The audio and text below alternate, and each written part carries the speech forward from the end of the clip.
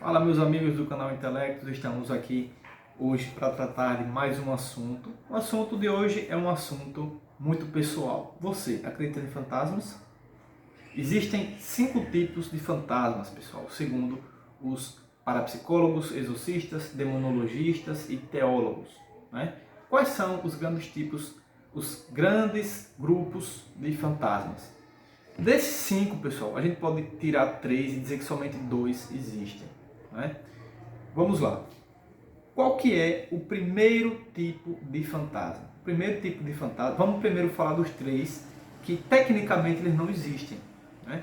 Vamos falar primeiramente sobre os casos naturais. As aparições dos fantasmas naturais, pessoal, elas estão ligadas a questões físicas, a questões que a própria física e a ciência elas podem explicar. Por exemplo, existe um fenômeno muito comum no Brasil, uma lenda do fogo corredor ou fogo fato, né? Que seria, segundo a lenda, alguns espíritos que correm atrás de pessoas e esses espíritos eles saem em forma de fogo, né? Para a ciência, pessoal, esse caso daí de aparição fantasmagórica, por assim dizer, é nada mais nada menos do que o gás metano, né? Ou seja, a matéria biológica, a matéria orgânica, quando entra em decomposição, ela libera gás metano. Esse gás metano, em algumas situações, pode no caso, pegar fogo, né? Pode entrar em combustão. E esse estado de combustão dele, esse fenômeno que acontece principalmente em cemitérios e em pântanos, ou seja, em dois ambientes com grande quantidade de matéria orgânica, acaba gerando essa curiosidade. O pessoal fala desse fogo, né? Esse fogo seria o caso, um exemplo, né, de um fantasma do tipo natural. Mas ele tem uma explicação natural, uma explicação científica e lógica, certo? Segundo caso, o tipo de fantasma conhecido como poltergeist, né? O poltergeist, pessoal, para a parapsicologia e para a psicologia, ele significa, esse nome poltergeist é um nome alemão, né? Que significa espírito barulhento. Existe até o filme, né? Poltergeist. Esse tipo de manifestação está associado a problemas psíquicos, né? A alterações psicológicas das pessoas, principalmente a adolescentes do sexo feminino, quando estão entrando aí na fase da puberdade. Segundo alguns analistas, eles falam que a alteração psicológica do cérebro,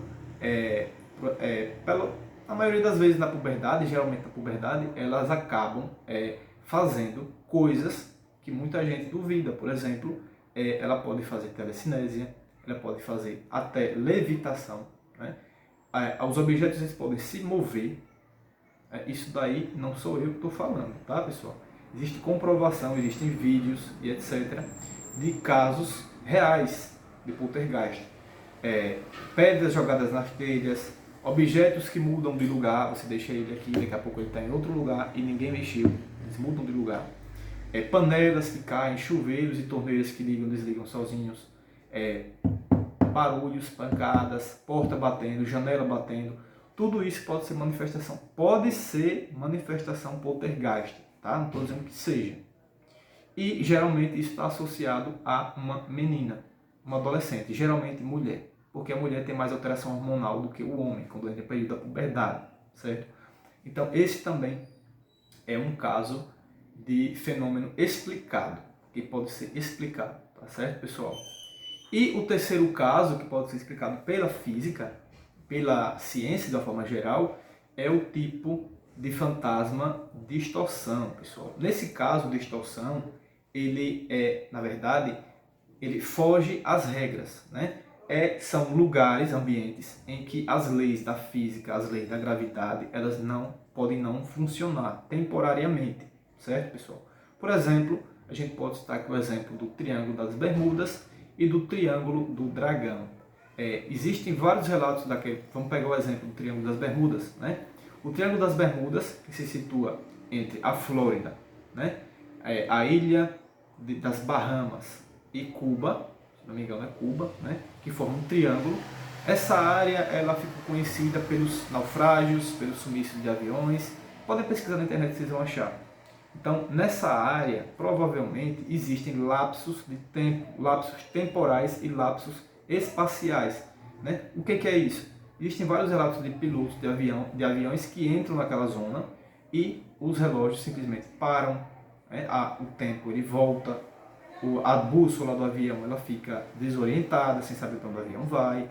Né? Ou seja, isso está associado ao fator lugar. Né? O lugar ele está, de uma certa maneira, interferindo na vida das pessoas. Ou existe um lapso temporal, a pessoa pode perder a noção do tempo completamente, ou um lapso mesmo espacial.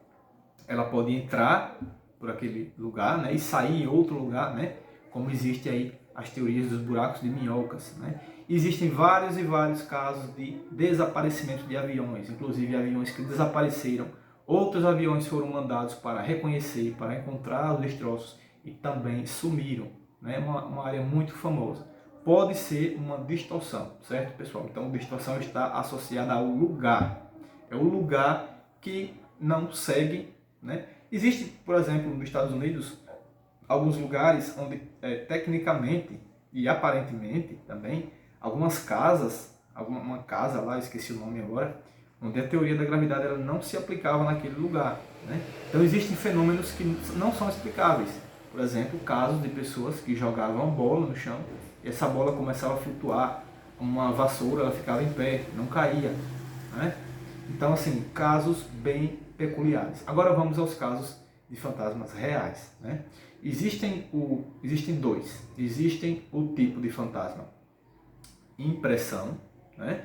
Existe o tipo de fantasma entidade. Vamos lá. Como o próprio nome já fala, entidade são aqueles espíritos que se comunicam conosco, os vivos.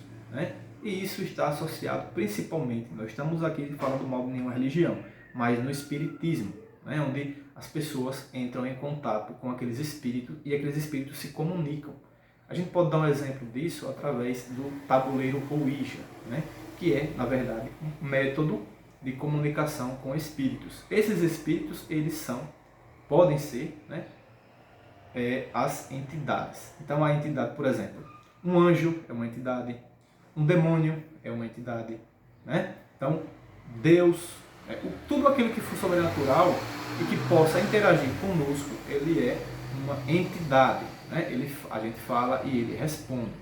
Certo, pessoal? Então a entidade, ela interage, ela tem uma inteligência, né? Então ela interage conosco, certo? Ela tem uma consciência, certa consciência.